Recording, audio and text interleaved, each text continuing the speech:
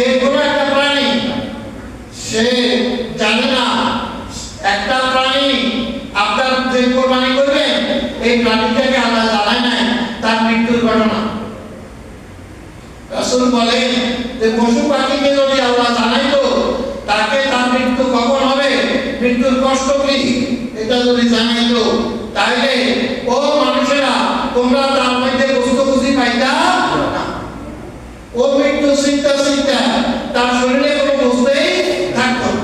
আপনি দেখবেন কোরবানি দিতে আসেন এ কখনো জিহ্বা বাড়ায় বরফ টানে হাতটা টানে গাছ খাইতে সেটা গাছ কামড়ায় এসে কত বলে মারা যাইব এই তার কোনো খবর নাই। কিন্তু আমি